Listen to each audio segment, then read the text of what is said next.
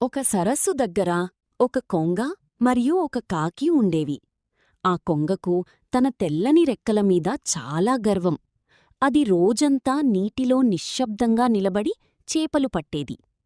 ఒకరోజు కాకి అక్కడికి వచ్చి ఒక రాయి మీద కూర్చుంది.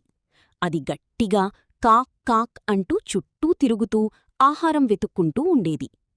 అప్పుడు కొంగ కాకిని చూసి గర్వంగా చెప్పింది, నువ్వెందుకు ఎప్పుడూ అలా శబ్దం చేస్తూ తిరుగుతావు? నన్ను చూడు, నేను నిశ్శబ్దంగా నిలబడి సులభంగా చేపలు పట్టేస్తాను. నువ్వు కూడా నాలాంటి పద్ధతి నేర్చుకో. అప్పుడు కాకి నవ్వుతూ చెప్పింది, ప్రతి ఒక్కరికీ వారి వారి జీవించే విధానం ఉంటుంది. నేను శబ్దం చేస్తాను, కాని చాలా దూరం ఎగిరి ఎక్కడైనా ఆహారం కనుగొంటాను.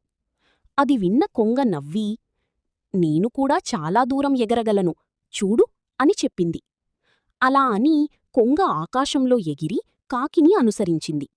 చాలాసేపు ఎగిరిన తర్వాత కొంగ చాలా అలసిపోయింది. అక్కడ సరస్సు లేదు, చేపలు కూడా లేవు.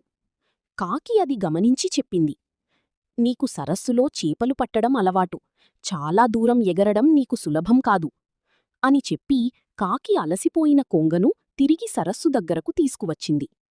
అప్పుడు కొంగ సిగ్గుపడుతూ చెప్పింది, నన్ను క్షమించు కాకి, నేను గర్వంగా మాట్లాడకూడదు.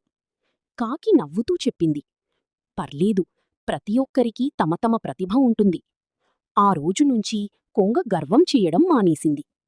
మారల్: ప్రతి ఒక్కరికీ వారి వారి ప్రతిభ ఉంటుంది. గర్వం మంచిది కాదు.